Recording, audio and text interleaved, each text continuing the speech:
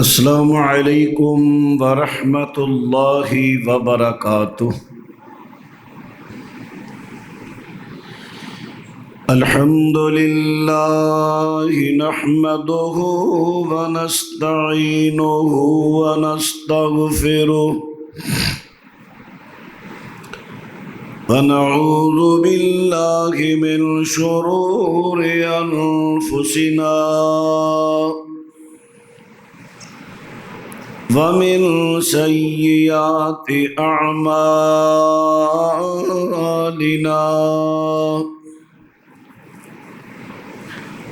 من يهده الله فلا مضل له ومن يضلل فلا هادي له أشهد أن لا إله إلا الله وحده لا شريك له وأشهد أن محمدا عبده ورسوله صلى الله عليه وسلم أما بعد فأعوذ بالله السميع العليم من الشيطان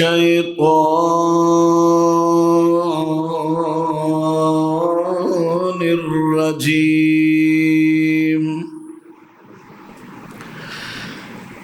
الذين يؤمنون بالغيب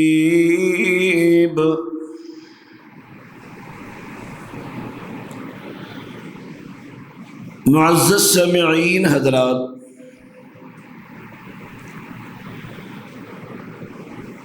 کئی مہینوں سے قرآن پاک کی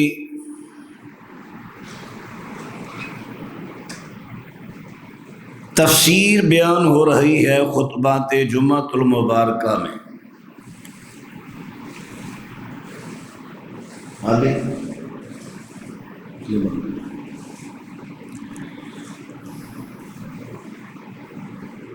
اور کچھ خطبات جمعۃ المبارکہ سے ایمان بالغیب،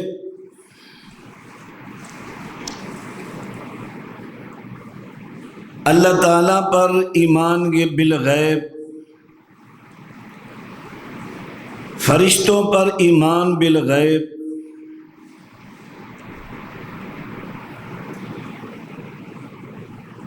انبیاء رسل پر،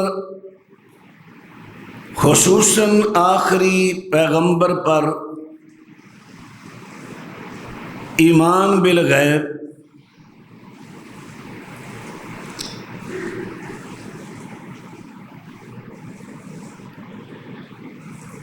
یعنی جو چیز انسان سے غیب ہو، چھپی ہو،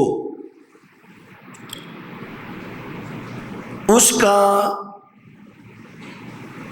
ذکر اللہ اور اس کے رسول فرمائے، ہمیں اس پر عقیدہ اور ایمان بنانا رکھنا چاہیے، اس طرح جس طرح اللہ چاہے اور پیغمبر علیہ السلام کی حدیث چاہے۔ عقیدہ ایمان کا اجمالی ذکر میں تقریباً ہر خطبہ میں کر رہا ہوں۔ عقیدہ یہ ہے عقل سے گرہ لگانا،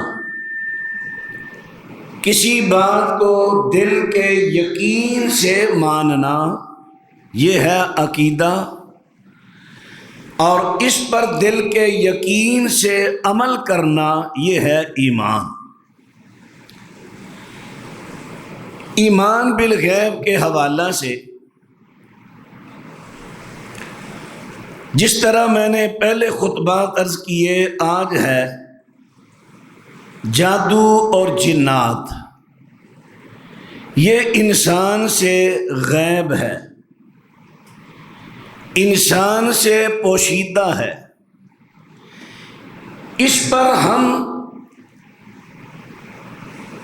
جو اللہ اور اس کے رسول سے ان کا ذکر جیسے جیسے ملے گا اس طرح ہم اپنا عقیدہ بنائیں گے، ایمان لائیں گے۔ اس مسئلہ میں کئی لوگ افراط و تفرید کا شکار ہو گئے، ماننے لگے تو حد سے بڑھ گئے، توہم پرستی کا شکار ہو گئے،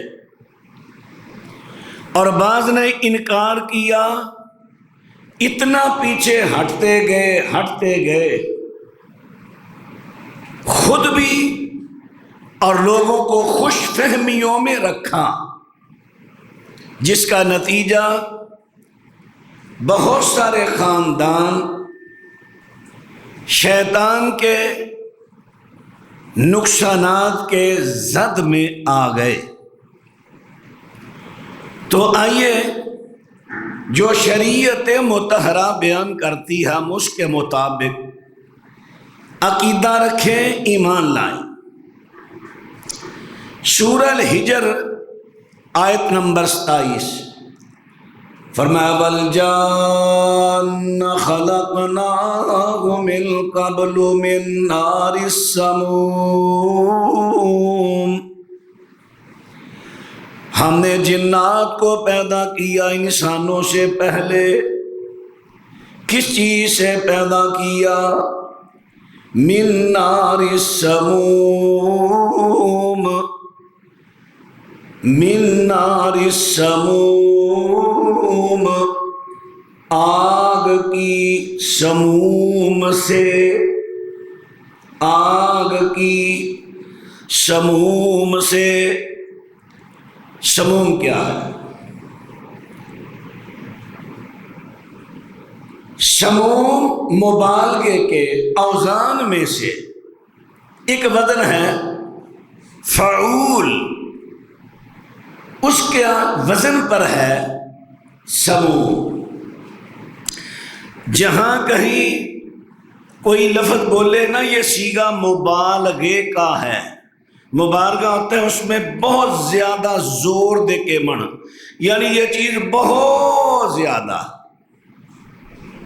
بہتات ہو، وہ ہوتا ہے مبالغے کا صیغہ۔ اور مبالغے کے الفاظ اس کے معنی جس میں شدت و کثرت پائی جائے۔ اب ہے لغوی اس کا معنی، السموم عربی لغات کے اعتبار سے السموم الریح الحارۃ النافذۃ فی مسام البدن، ایسی بہت گرم ہوا۔ ہمارے یہاں جب گرمی ہوتی ہے تو گرم شدید ہوا چلتی ہے، جسے کہا جاتا ہے آج لو بڑی چل رہی تھی، لو، اتنی شدت ادھر بھی نہیں، بعض علاقوں میں بہت شدت ہے۔ یہ گرم ہوا جو چلے اور انسان کے مسام میں سے داخل ہو کر اندر جائے اسے کہتے ہیں سموم۔ میں یہ معنی آپ کو اس لیے عرض کر رہا ہوں، ہمارے ہی بعض علماء جنات کے انسان کے بدن میں حلول کے قائل نہیں، بعض دخول کے بھی قائل نہیں۔ کہاں گیا ایمان، کہاں گیا عقیدہ؟ بعض دخول کے قائل ہیں، حلول کے قائل نہیں۔ انشاءاللہ میں کوشش کروں گا اس کی وضاحت کرنے۔ اب سماعت فرمائیں، لسان العرب انہوں نے جو معنی کیا وہ بھی سماعت فرمائیں۔ النار التی لا دخان لہا، سموم ایسی آگ کو کہتے ہیں جس کا دھواں نہ ہو، لا دخان، کوئی دھواں نہ ہو، کسی قسم کا دھواں نہ ہو۔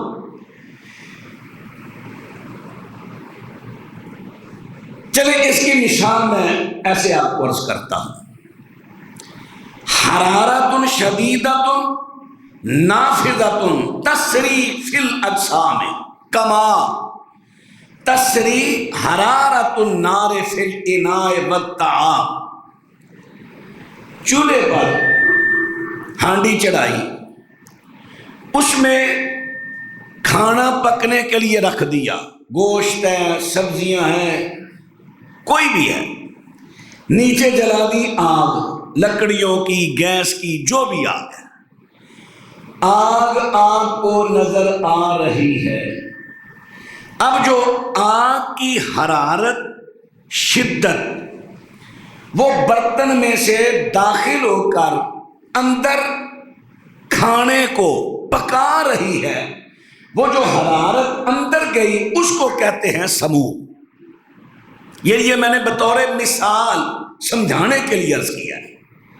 سموم ایسی آگ، ایسی گرم ہوا جو مسام کے ذریعے انسان کے اندر میں داخل ہو، اس سموم سے جنات کو پیدا کیا گیا۔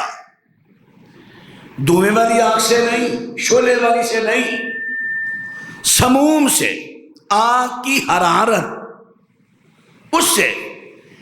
اب اس آگ جس سے یہ پیدا ہوئے، اس کا کام ہے مسام میں سے اندر داخل ہونا، تو یہ تو پیدائش ہی ان کی ہے، تو پھر ان کا اندر داخل ہونا اس کا کیسے انکار کرے؟ ان کی تو تخلیق ہی ہے جنات کی۔ اللہ اکبر، یہ تھی ان کی پیدائش۔ اور یہ انسانوں، قرآن نے کہا انسان سے پہلے جنات پیدا ہوئے۔ اب ان کی دیکھنے کے بارے سورہ اعراف آیت نمبر 27 اللہ پاک فرماتے ہیں انہ یراکم هو وقبیلہ من حیث لا ترونہم، فرمایا وہ تمہیں دیکھتا ہے، انہ وہ شیطان، جن، وہ تمہیں دیکھتا ہے، ہوا وہ، وقبیلہ اور اس کا قبیلہ، من حیث لا ترونہم، ایسی طریقے سے جس طریقے سے تم ان کو دیکھ نہیں سکتے، وہ دیکھتا ہے۔ اب یہاں سے مراد، پھر میں وہی عرض کروں گا، بعض نے انکار کر دیا جن نظر ہی نہیں آ سکتا۔ دیکھو جو قرآن کہتا ہے تم ان کو دیکھ ہی نہیں سکتے۔ بھئی یہاں لفظ جو من حیث ہے، حیث، اس کے معنی پر غور کریں۔ حیث، جس طرح وہ تمہیں دیکھتا ہے تم اسے نہیں دیکھ سکتے، اس طرح۔ اس کا مطلب یہ نہیں کہ مطلق جنات کو دیکھنا ہی ثابت نہیں، بڑے دلائل ہیں۔ مثلا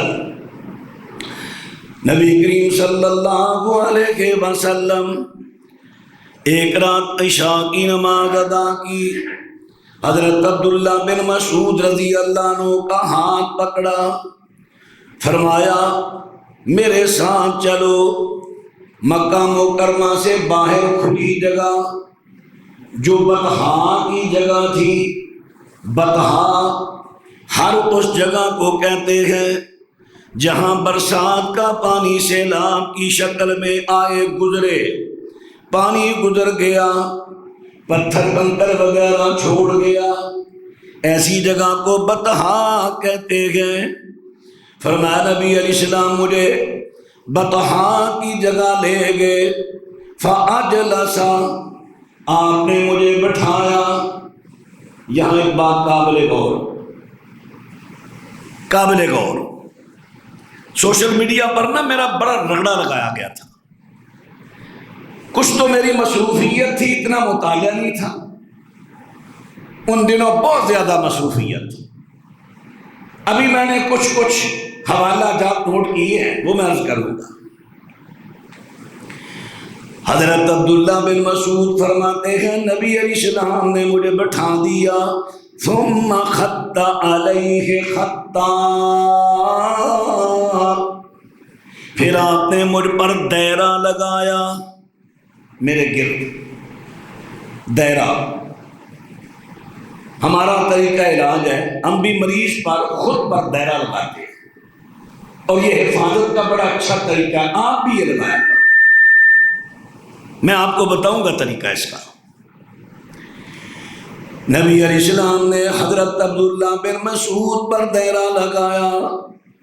پھر آپ نے فرمایا لا تبرحن خطک فإنه سينتهي إليك رجال فلا تكلمهم فإنهم لا يكلمونك. اے عبداللہ ایسا کرنا، یہ میں نے جو آپ پر دائرہ لگایا، خط کھینچا، گول دائرہ لگایا، آپ نے اس دائرے سے باہر نہیں نکلنا، دائرے سے باہر نہیں نکلنا. پھر تیرے پاس کچھ لوگ آئیں گے، تیرے پاس کچھ لوگ آئیں گے، تو نے ان کے ساتھ کوئی کلام نہیں کرنا، کوئی بات نہیں کرنی، وہ بھی تیرے ساتھ کوئی بات نہیں کریں گے.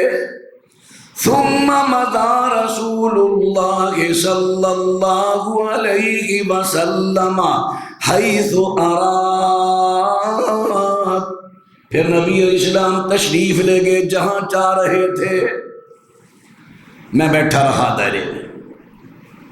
اسی دوران اذ اتانی رجال، کچھ لوگ میرے پاس آئے، میرے دائرے کے باہر میرے قریب آئے، لوگ آئے، رجال آئے، رجال لوگ آئے، رجل کی جمع رجال، رجال آئے، کأنہم الزُّتُّ اشعارہم واجسامہم. وہ کیسے تھے؟ گویا کہ جیسے زت قبیلے کے لوگ ہوتے ہیں. زت قبیلہ، زیادہ جمہور کا قول یہی ہے، زت جاٹ قبیلہ تھا. جاٹ بنیادی طور پر یہ سندھ، ملتان سے سندھ کی جو پٹی ہے یہاں پر یہ آباد تھے، اور زیادہ تر یہ خانہ بدوش تھے، مستقل اپنے مکان وغیرہ نہیں بناتے تھے. مال ڈنگر وغیرہ رکھا، جانور چراتے چراتے ادھر چلے گئے، ادھر آگے، جہاں گئے وہاں کچھ دن گزارے، پھر دوسری جگہ، پھر یہاں سے یہ خلیج چلے گئے، وہاں آباد ہو گئے.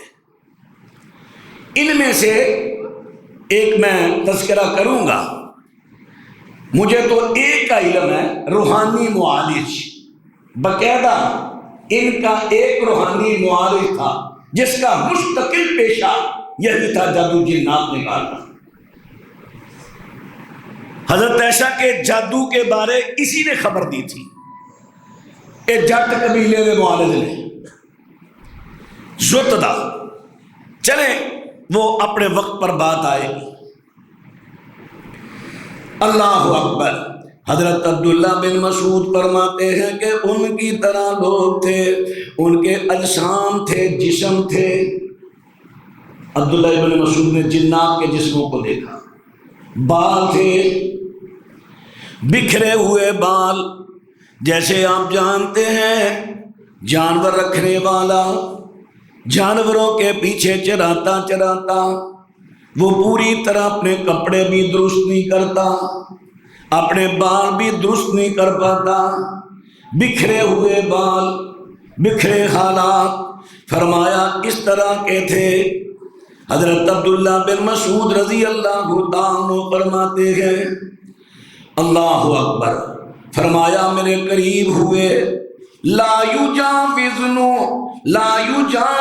الخط، قریب تو میرے بڑے آگے لیکن وہ میرا دائرہ نہ توڑ سکے، دائرے کے اندر نہ آئے، دائرے کے باہر باہر رہے۔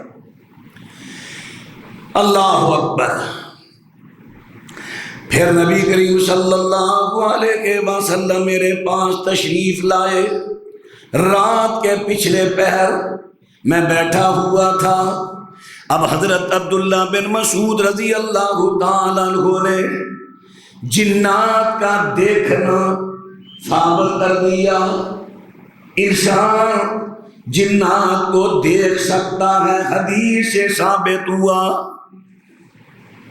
اب اس پر ایمان لانا، اس پر عقیدہ رکھنا مسلمان کا فرض ہے۔ کوئی انکار کرے کوئی جادو جن نہیں، اس نے اس عقیدے اور ایمان سے انکار کیا۔ آگے چلے دوسری روایت، یہ روایت یہ بھی میں وضاحت کر دوں، یہ روایت سنن ترمذی کی ہے۔ اس کو 3 محقق مثلا امام ترمذی، شیخ البانی، سلیم اسد جو دارمی کے محقق ہیں سنن دارمی، یہ روایت سنن دارمی میں بھی ہے، مسند احمد میں بھی ہے۔ ان 3 محققین نے اس روایت کو حسن صحیح کہا ہے، لیکن شیخ زبیر علی زئی رحمہ اللہ انہوں نے اس کو ضعیف کہا۔ اس میں ایک راوی ہے جعفر بن میمون تیمی، جعفر بن میمون تمیمی کی وجہ سے انہوں نے اس روایت کو ضعیف کہا، لیکن امام ابن حجر رحمہ اللہ، حافظ ذہبی رحمہ اللہ انہوں نے کہا ہے کہ یہ راوی جعفر بن میمون مقبول راوی ہے، اس کی روایت قبول کی جائے۔ ایک طرف اکیلے حافظ عمیر صاحب، دوسری طرف 5 محقق محدث علماء کا میں نے تحقیق پیش کر دی۔ اب دوسری روایت، مشہور روایت، حضرت ابو ہریرہ رضی اللہ تعالیٰ عنہ فرماتے ہیں وَقَّالَنِي رسول اللہ صلی اللہ علیہ وسلم بحفظ زکوٰۃ رمضان، نبی کریم صلی اللہ علیہ وسلم نے فطرانے کی جتنے غلہ تھا مال تھا اس پر نگرانی کی میری ذمہ داری لگا دی۔ فرماتے ہیں جب رات کا وقت آیا ایک بندہ اپنے ہاتھوں سے غلہ بھرنے لگا، اٹھانے لگا، میں نے اس کو پکڑ لیا، میں نے کہا میں تجھے اللہ کے نبی کے پاس لے کے جاؤں گا۔ اس نے منت سماجت کی، میں غریب ہوں، عیالدار ہوں، مجبوری سے یہ کام کرنے آیا، میں نے چھوڑ دیا۔ صبح میں خدمت نبی میں حاضر ہوا، اللہ کے نبی چونکہ اللہ کی وحی سے بولتے تھے، آپ نے فرمایا تیرے رات کے چور کا کیا بنا؟ حضور ایسے ایسے اس نے کہا، فرمایا وہ پھر آئے گا۔ پیغمبر نے کیسے کہہ دیا؟ اب یہاں پر کئی لوگ دعویٰ کرنے لگتے ہیں پیغمبر غیب جانتے تھے، اسی لیے فرمایا وہ پھر آئے گا۔ اب یہاں غیب ثابت ہو گیا۔ اور بھائی غیب نہیں، ایک تو بات ہے کہ اللہ کے نبی کوئی بات اللہ کی وحی کے بغیر دین میں کرتے ہی نہیں تھے، دوسری بات یہ ہے کہ آپ نے شیطان کی اصل بتائی تھی کہ شیطان کی جڑ اصل جھوٹ ہے، آپ نے فرمایا تھا یہ جھوٹا ہے، اور جھوٹے بندے کے بارے آج بھی لوگ کہتے ہیں انہیں جھوٹ بول جائے گے پھر کم کرے گا۔ کیا یہ سب غیب دان ہے؟ یہ ایک زندگی کے تجربات ہوتے ہیں، میں نے اس کو دیکھا جھوٹ بولتا بار بار یہ کام کرتا ہے۔ اللہ اکبر۔ حضرت ابو ہریرہ رضی اللہ تعالیٰ عنہ فرماتے ہیں دوسری رات بھی ایسا ہوا، پھر میں نے پکڑا، پھر منت سماجت کر کے چلا گیا، پھر آپ نے فرمایا پھر آئے گا۔ اب تیسری رات آیا، میں نے کہا اب تجھے چھوڑوں گا نہیں، حضور کے پاس لے کے جاؤں گا۔ کہنے لگا اگر مجھے چھوڑ دے، معاہدہ کر، چھوڑ دے، میں تجھے ایک بڑی اہم ترین گفٹ دوں گا، چیز بتاؤں گا۔ فرمایا وہ کیا ہے؟ کہنے لگا اے ابو ہریرہ اس طرح کر، جہاں پر آیت الکرسی پڑھی جا، کہنے لگا دعنی اعلمک کلمات ینفعک اللہ بہا، مجھے چھوڑ دے، میں تجھے کچھ کلمات بتاتا ہوں جس کی وجہ سے اللہ تجھے بڑا فائدہ پہنچائے گا، نفع دے گا۔ میں نے کہا وہ کیا ہے؟ کہتا اذا اویت الی فراشک فقرأ آیت الکرسی، جب تو اپنے بستر پر سونے کے لیے آئے آیت الکرسی پڑھ لیا کر۔ کیوں؟ فإنک لن یزال علیک من اللہ حافظ، اللہ کی طرف سے ایک محافظ مقرر ہو جائے گا۔ کب تک؟ لا یزالو، صبح تک وہ محافظ دائیں بائیں نہیں ہوگا، مکمل ڈیوٹی دے گا۔ فرمایا وَلَا يَقْرَبَنَّكَ شَيْطَانٌ حَتَّى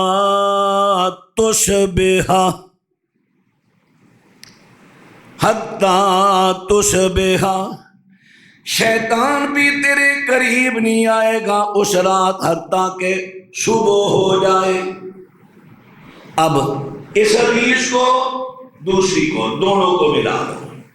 جب رات آپ سونے لگو تو تصور میں ہی دائرہ لگا دو، آیت الکرسی پڑھو، یہ شہادت انگل پر تھوک لگاؤ، اپنی چارپائی پہ، اپنے گھر پہ دائرہ لگاؤ، یہ دائرہ ہو گیا۔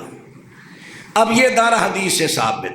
آگے میں اپنے مشاہدات اور تجربات کی بات کرنے لگا ہوں۔ اب وہ میرے تجربے، آپ نے اس پر عمل کرنا ہے، آپ کی مرضی، نہیں کرنا اختلاف رائے آپ رکھ سکتے ہیں، لیکن یہ دائرہ حدیث سے ثابت ہوا گول۔ اب آگے میرا تجربہ ہے، ہاتھ چوڑائی کر کے اوپر چھت ڈالو تصور میں، نیچے تصور میں فرش ڈالو، ڈبہ بنا دو تاکہ کسی طرف سے اسے آنے کا موقع نہ ملے۔ یہ دو چیزیں میں نے اپنے تجربات سے بیان کی۔ اگر کسی کو اچھا لگے عمل کرے، نہیں تو کوئی بات نہیں، اختلاف رائے کا حق ہے آپ کو۔ اللہ اکبر۔ کیونکہ میں نے ایک دفعہ ایسا ہوا علاج کرتے ہوئے، انسان کے وہ جلدی سے انسان سے باہر نکل گیا خبیث، دائرہ نہیں لگایا تھا۔ اب مجھے بتایا گیا یہ ادھر کونے میں ہے، میں نے دائرہ لگایا، وہ زمین میں چلا گیا۔ ایک دفعہ ایسا ہوا دائرہ لگایا، مجھے بتایا گیا کہ یہ دھواں بن کر اوپر اڑ گیا ہے، یعنی اس وجہ سے میں یہ اوپر اور نیچے والا دائرہ، چھت اور فرش، باقی کسی کا جی نہیں چاہتا نہ بنائے، لیکن وہ دائرہ جو مسنون، وہ میں اس پر ایمان ہمارے لیے ضروری ہے، کیونکہ وہ حدیث سے ثابت ہے۔ حضرت نبی اکرم صلی اللہ علیہ وسلم نے فرمایا، حضرت ابو ہریرہ ساری بات سناتے ہیں، نبی مکرم فرماتے ہیں اما انہ قد صدقک وہو کذوب، فرمایا ہے تو وہ جھوٹا لیکن یہ بات سچی کر گیا۔ یہاں سے ثابت ہوا جو شیطان ہو کسی صورت میں بھی آپ کے سامنے آئے، اس کی کسی بات پر یقین نہ کیا کرو جب تک دائیں بائیں سے شہادتیں نہ مل جائیں یا اور کوئی مضبوط دلیل نہ آ جائے، صرف اس اکیلے کی بات پہ یقین نہ رکھنا۔ آج کل ایسا اکثر ہوتا ہے کہ شیطان خبیث جن حاضر ہو گیا کسی مریض میں، آتے ہی کہنے لگا مجھے اس کی بھابی نے بھیجا، مجھے چچی نے بھیجا، مجھے اس کی بہن نے بھیجا۔ اب رشتے داروں میں لڑائیاں کروانی شروع کر دیتا ہے۔ جھوٹ وَهُوَ كَذُوبٌ، جھوٹا ہے، اور ہم لوگ بھی اس پر یقین کرنے لگ جاتے ہیں۔ جب میرا بھی اس لائن میں آیا شروع میں نے بھی بڑا دھوکا کھایا تھا۔ جیسے جیسے اللہ تعالیٰ نے علم دیا، تجربات ہوئے، میں نے کبھی ان پر یقین نہیں کیا۔ جھوٹ بولتا ہے، ان کا مقصد ہوتا ہے لوگوں میں لڑائی کرانا، اور میں تو اکثر دوستوں کو کہتا ہوں 96-97% جادو شیطان خود کرتا ہے انسانوں پر، بمشکل 2-3% جادو انسان کراتے ہیں انسانوں پر، بمشکل۔ وہ جب بتا بھی دے، پتہ چل بھی جائے، اس میں سے 90% پھر جھوٹ ہوتا ہے۔ اتنی جلدی یقین کر کے ایک دوسرے کے ساتھ لڑائیاں نہ شروع کرو۔ حضرات اب بات پہ توجہ فرماتے جانا۔ 2 حدیثیں میں نے عرض کر دی ہیں۔ جنات کو انسان دیکھ سکتا ہے، جنات کو انسان دیکھ سکتا ہے۔ اب اللہ کے نبی صلی اللہ علیہ وسلم کی ایک اور حدیث سماعت فرمائے، صحیح مسلم کتاب المساجد ہے۔ نبی علیہ السلام فرماتے ہیں آج رات فرمایا عفریت، طاقتور، بہت طاقتور جن، شیطان، فرمایا میرے سامنے آیا، لے یقطع علی الصلاۃ، تاکہ میری نماز کو خراب کر دے۔ نماز خراب کرنے کے لیے آیا۔ یہ تو عام ہے، اللہ کے نبی سے یہ دلیل مل گئی، اب یہ تو کام عام ہے۔ اکثر و بیشتر مریضوں کو نماز پڑھنے نہیں دیتے۔ ابھی یہ غالباً سوموار کے دن کی بات ہے، رات کو ہم سمندری سے آگے، ہمارے ایک بڑے اچھے دوست ہیں، انہوں نے مجھے مجبور کیا کہ آئے۔ بچہ تھا غالباً 13-14 سال کا۔ جب وہ نماز پڑھنے لگا، ہم نے اپنی آنکھوں سے دیکھا، ان کے گھر والے بھی سارے تھے۔ جو ہی اس نے نماز شروع کی، کبھی اس کا یہ پاؤں پیچھے چلا گیا، ٹیڑھا ہو گیا، ہاتھ ٹیڑھے ہو گئے، اب پیچھے گرنے لگا، ایسے ہونا۔ اور یہ تو تازہ مثال ہے نا، اکثر و بیشتر، ایک نہیں بہت ساری اب مثالیں ہیں۔ قرآن پاک پڑھنے سے روکیں گے، قرآن پاک پڑھنے سے۔ ہمارے اچھے دوست ہیں، معامن بھی ہیں، ادھر طیب ٹاؤن میں رہتے ہیں، شاید رینٹ پر ہے۔ ان کا بیٹا یہاں حفظ کرتا تھا، وہاں ہم دم کر رہے ہیں، ہم نے کہا چلیں آپ پڑھنے کے لیے چلو۔ جو ہی اس نے پڑھنے کا سوچ بنائے، ابھی ایک قدم بھی پورا نہیں ہوا، اس کو کبھی پکڑ لیا، اس کی والدہ کو بھی پکڑ لیا۔ ہاں، یہاں میں ایک مشاہدے کی بات کرنے لگا، جہاں میں اپنا مشاہدہ تجربہ کروں، اس کو آپ ماننا ہے مان لے، نہ ماننا ہے نہ مانے، آپ کو اختلاف رائے کا حق ہے۔ لیکن جہاں میں کہوں کہ اللہ کے نبی کی بات اللہ کی، وہاں پر آپ پر اور مجھ پر ماننا فرض ہے، اس پر عقیدہ ایمان فرض ہے۔ اللہ اکبر۔ اب میں مشاہدے کی بات عرض کرتا ہوں۔ یہ ہے آٹو جادو۔ آٹو یعنی یہ جب نماز پڑھے گا تب اس کو جادو آئے گا۔ جیسے آپ نہیں کہتے یہ چیز آٹومیٹک ہے، جب فلاں چیز ہوگی خود بخود یہ مشین چلے گی۔ یہ آٹو جادو ہوتے ہیں، جو ہی سبق پڑھنا شروع کرے گا جادو آ جائے گا، نماز پڑھنی شروع کرے گا جادو آ جائے گا۔ اور بھی بات چیزوں پر، ابھی کل ہمارے پاس ایک جوڑی آئی تھی علاج کروانے، وہ ایک جو میاں بیوی کا خاص وقت ہوتا ہے اس کا ان پر آٹو جادو تھا۔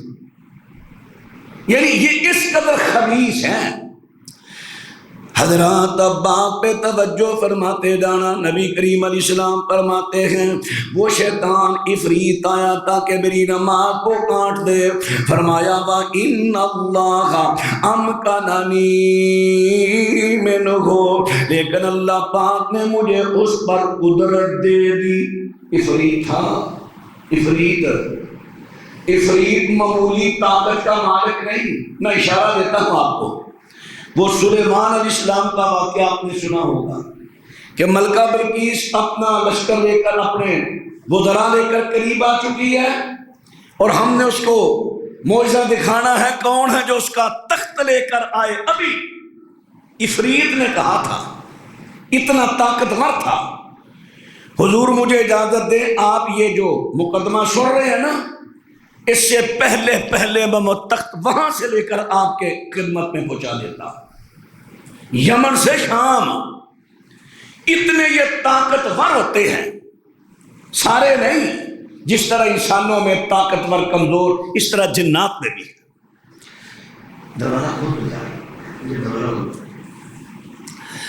نبی کریم صلی اللہ علیہ وسلم فرماتے ہیں اتنے بڑے طاقتور جن پر رب العالمین نے مجھے طاقت قدرت عطا فرما دی.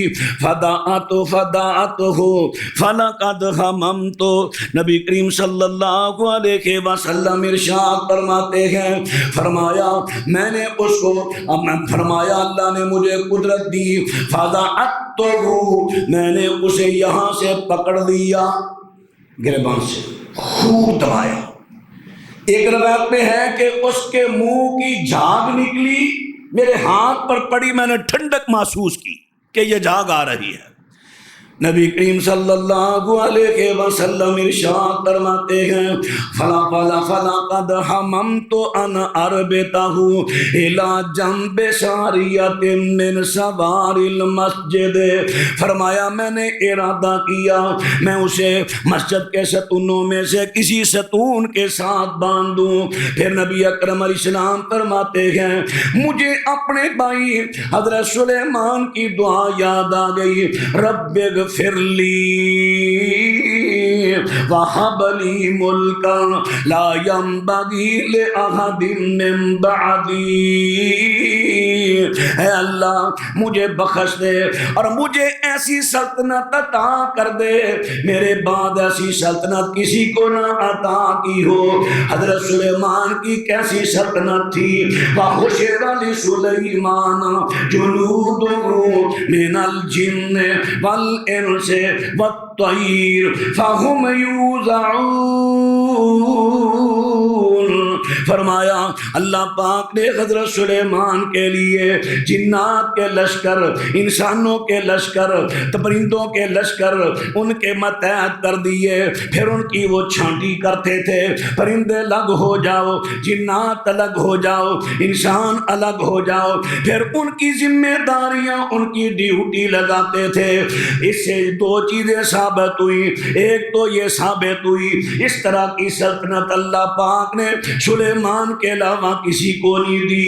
دوسری بات ثابت ہوئی جب جنات کے لشکر کو الگ کرتے تھے یوزعون،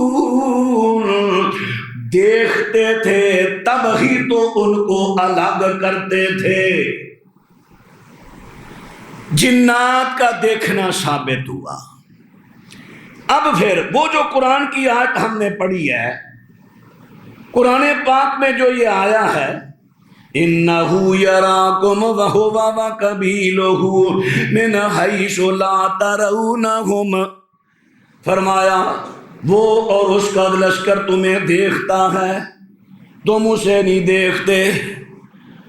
پھر اس کا مطلب کیا ہوگا؟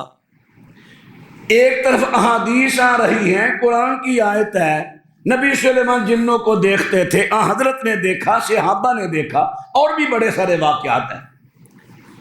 دوسری طرف قرآن کی آیت ہے تم دیکھ نہیں سکتے. بھائی یہاں پر لفظ جو حیث ہے نا اس پر غور کیا جائے مسئلہ سمجھ میں آ جائے گا. جس طرح وہ تمہیں دیکھتے ہیں تم ان کو نہیں دیکھ سکتے. جنات یہ دیوار کے ادھر ہیں، ہم ادھر ہیں، وہ دیوار کے اندر سے ہمیں دیکھ لیں. دیوار ان کے لیے کوئی پردہ نہیں. ہم ان کو اس طرح دیکھ نہیں سکتے. جن سامنے کھڑا ہے وہ میرے اندر کے سارے پارٹس دیکھ لے گا، سارے پارٹ دیکھ لے گا. اس کا دل ہے، اس کا جگر ہے، آنتڑیاں، فلاں فلاں فلاں. ہمارے سامنے جن آ جائے ہم اس کے اندر کے پارٹس نہیں دیکھ سکتے. یہ ہے جس طرح وہ تمہیں دیکھتے ہیں تم اس طرح نہیں دیکھ سکتے. یہ پردے دیواروں کے، یہ کپڑوں کے ہمارے لیے، ہاں پردہ ہے. وہ کیا ہے؟ نبی اکرم صلی اللہ علیہ وسلم ارشاد فرماتے ہیں ستر ما بین اعین الجن وعورات بنی آدم اذا دخل احدکم الخلاء ان یقول، فرمایا جب تم میں سے کو بندہ واش روم جائے، بیت الخلا جائے، فرمایا یہ دعا پڑھ لو، بسم اللہ اللہم انی اعوذ بک من الخبث والخبائث. فرمایا یہ دعا تمہارے ستر شرمگاہ اور جنات کی آنکھوں کے درمیان پردہ بن جائے گی، جنات تمہیں دیکھ نہیں سکیں گے. یہ ہے پردہ. اور اکثر و بیشتر لوگ یہ دعا پڑھتے ہی نہیں، یہ دعا پڑھتے ہی نہیں. اور شیاطین، جادوگر، جنات واش روموں میں حاضر ہوتے ہیں. گندی جگہ ہے نا، وہ گندی جگہ کو پسند کرتے ہیں. مسلمان جنات صاف جگہ پسند کرتے ہیں. اور جو دعا نہیں پڑھ کے جائے گا، پردہ نہیں رہا، وہ اس پر فوراً جادو کریں گے، اپنے اثرات ڈالیں گے. بچوں کو بھی یہ دعا یاد کراؤ، بچوں کو بھی، خود بھی یاد کرو جن کو یاد نہیں. اللہ اکبر. یعنی ثابت حدیث سے کیا ہوا؟ اگر جنات سے آپ پردہ میں رہنا چاہتے ہیں، اللہ کے نبی صلی اللہ علیہ وسلم نے جو جو معمولات بتائے، جہاں جہاں جو ذکر آپ نے فرمایا، صبح کے اذکار، شام کے اذکار، گھر سے نکلنے کے اذکار، گھر داخل ہونے کے اذکار، اسی طرح واش روم میں جانے کا دعا، اسی طرح اور بھی جہاں جہاں اللہ کے نبی نے دعائیں بتائیں، اذکار بتائے، جیسے جیسے پڑھتے جاؤ گے اللہ پاک کی حفاظت میں رہو گے، وگرنہ تم ان کا شکار ہو جاؤ گے. وَمَن يَعْشُ عَنْ ذِكْرِ الرَّحْمَنِ نُقَيِّضْ لَهُ شَيْطَانًا. جو بندہ ہمارے دین سے پیچھے ہٹتا ہے ہم اس پر شیطان مسلط کر دیتے ہیں. اللہ اکبر. اب اللہ کے نبی صلی اللہ علیہ وسلم ارشاد فرماتے ہیں، آپ نے فرمایا پھر مجھے اپنے بھائی سلیمان کی دعا یاد آ گئی. میں نے کہا اس کو قید کرنا، پکڑنا. یہ حضرت سلیمان علیہ السلام کو اللہ نے ذات دیا تھا تو میں نے اس کو قید نہ کیا. اس حدیث سے ثابت ہوا جنات وغیرہ کو قید کرنا مناسب نہیں. مجھے شروع میں کسی نے مشورہ دیا، میں نے ایک دن چلہ کشی کہہ لو، میں نے ایک دن 1.5 گھنٹے کا چلہ کیا اسی کمرہ میں بیٹھ کر تنہائی میں. جب میں نے اٹھا، چونکہ ایک دن میں چلہ پورا تو نہیں ہو جاتا، جب میں اٹھا تو مجھے اس حدیث کی طرف میری توجہ ہوئی. میں نے کہا میں تو بہت غلط کام کر رہا ہوں. اللہ کا شکر ہے میں نے کوئی چلہ نہیں کیا، کوئی میں نے جن قید نہیں کیا. یہ جو کہتے ہیں نا میرے موکل یہ کہہ رہے ہیں، وہ قیدی جنات ہوتے ہیں ان کے، اور وہ شیطان ہوتے ہیں، مسلمان ہی ہوتے ہیں. وہ اس کو کہتے ہیں تو ہماری مان، ہم تیری مانیں گے. اگر وہ ان کی نہیں مانے گا وہ اس کی نہیں مانیں گے، کام نہیں کریں گے اس کے. اللہ کا شکر ہے نہ میں نے محدود ذکر کیا یہ 40 دن ہے، یہ 80 دن ہے، یہ 50 دن ہے، کوئی نہیں کیا. مسلسل نبی رحمت علیہ السلام سے جو اذکار ہیں وہ کرتا ہوں. ہاں جیسے آیت الکرسی، سورہ فاتحہ یا دوسری قرآنی آیات جن کی ضرورت ہوتی ہے ان کو اکثر پڑھتا رہتا ہوں.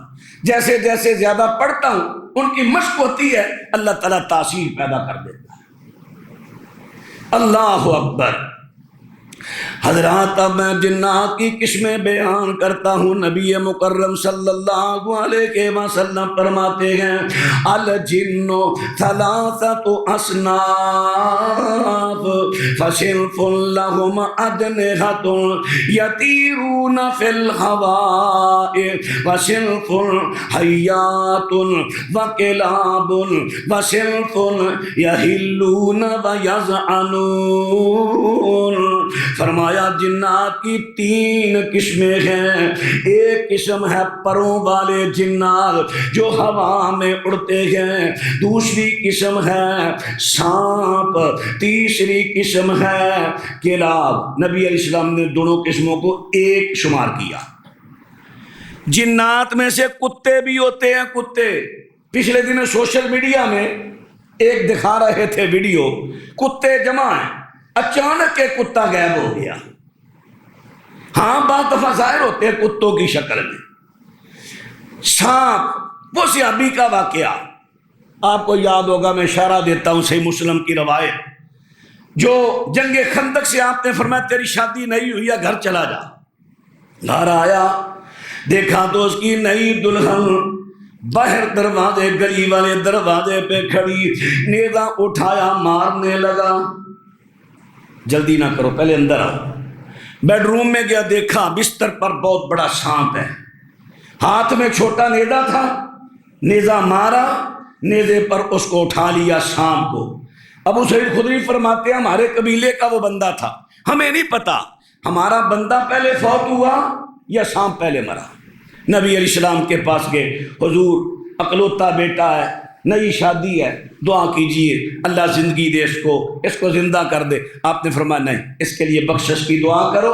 فرمایا مجھے پتا چلا ہے مسلمان جنات کی ایک جماعت مدینہ میں آئی ہے، جس کے گھر میں کوئی سانپ ظاہر ہو اس کو 3 دن آواز دو، پھر اسے مارو اگر نہ جائے۔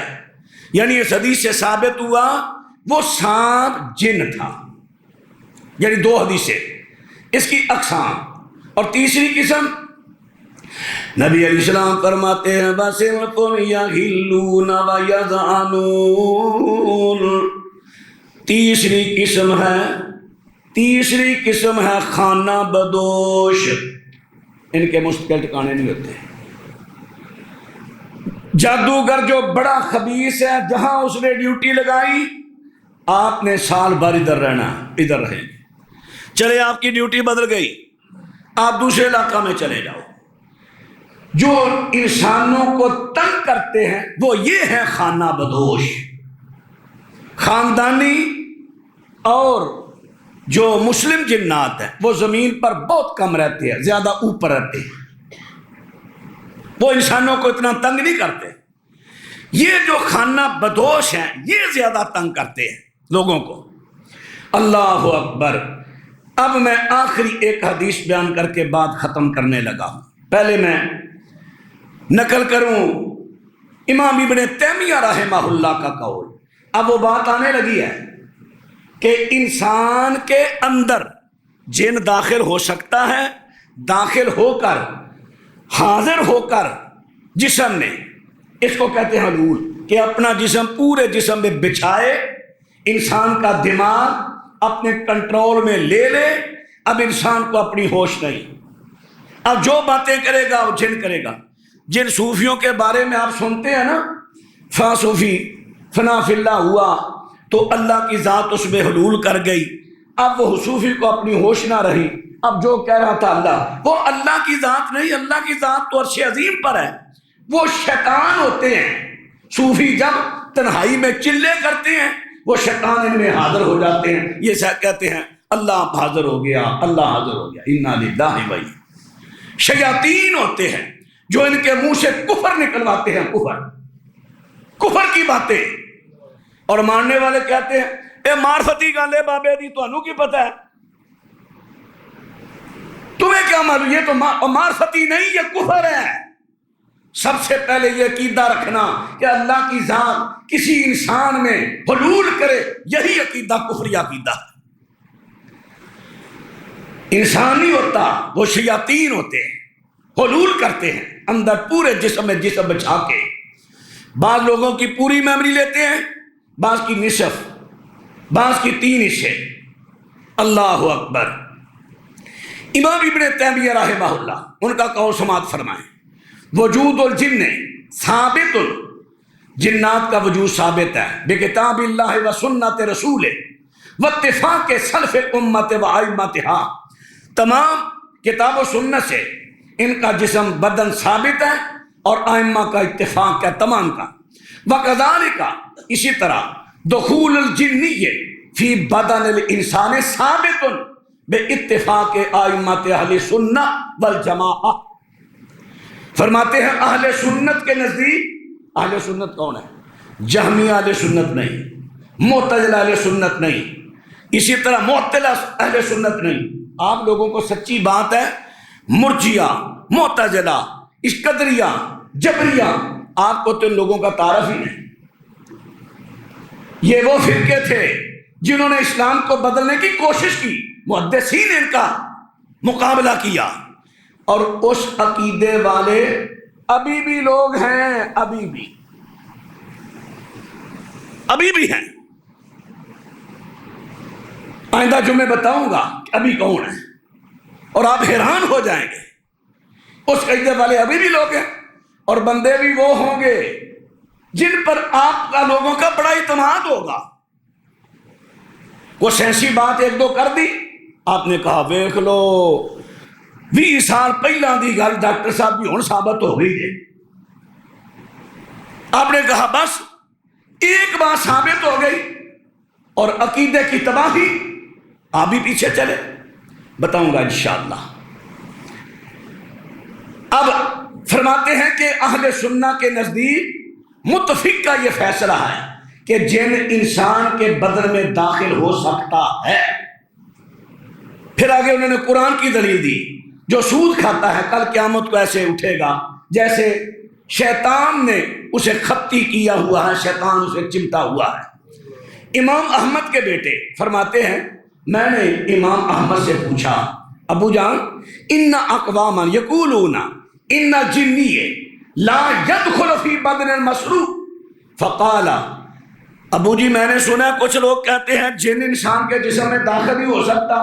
فرماتے ہیں یا بنیا یکذبون، یہ جھوٹے ہیں، ھذا یتکلم علی لسانہ، جنات تو وہ ہیں انسان کے اندر حلول کر کے اس کی زبان پر بولتے ہیں، وہ زبان انسان کے کنٹرول میں نہیں رہتی، انسان کی زبان سے وہ اپنی بولی بولتے ہیں۔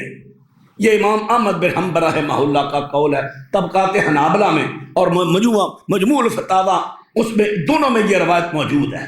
انشاءاللہ زندگی رہی بقیہ، کیونکہ ایمان بالغیب، قرآن کی تفسیر ہو رہی ہے نا، یوم الذین یؤمنون بالغیب، ایمان بالغیب، اس کے بارے پہلے میں نے بتایا تھا، اللہ تعالیٰ پر کس طرح ایمان بالغیب لانا ہے، پھر رسولوں پر کس طرح، فرشتوں پر کس طرح، اب یہ میں عرض کر رہا ہوں جنات پر کس طرح، آگے پھر کتابوں پر کس طرح ایمان لانا ہے۔ انشاءاللہ آئندہ جمعے یہ کہ جناتی، کیا جنات انسان کو بیماریاں بھی لگا سکتے ہیں؟ کیا انسانی بیماریوں کا سبب، جس طرح دنیا میں کئی چیزیں ہیں، سگریٹ نوشی، تمباکو نوشی سے کینسر ہو جاتا ہے، ہارٹ اٹیک ہو جاتا ہے، سگریٹ کی ڈبی پر لکھا ہوتا ہے ڈاکٹروں کے مشورہ سے۔ اسی طرح جنات بھی سبب بن سکتے ہیں کہ انسان کو بیماریاں لگا لے۔ یہ بھی چیزیں ساری بیان ہوگی۔ بہت سارے لوگوں نے دوسرے لوگوں کو خوش فہمی میں رکھا، کچھ نہیں ہوندا، کوئی کچھ نہیں کر سکتا، اللہ تے توکل رکھو۔ فرمایا تھا پہلے اونٹ دا گوڈا بن پھر توکل کر، خوش فہمی نہ رکھو۔ لوگوں کو مسئلہ یہ، لوگ بیچارے دوائیاں لے لے کر معدے خراب، جگر خراب، الٹے اثرات، نہ ہی توہم پرستی کا شکار ہو جاؤ اور نہ ہی لوگوں کو خوش فہمی میں رکھو۔ اللہ تعالی ہمیں دین کے حقہ کی سمجھ عطا فرمائے۔ ایمان بالغیب نصیب فرمائے۔ آخر دعوانا ان الحمد للہ رب العالمین۔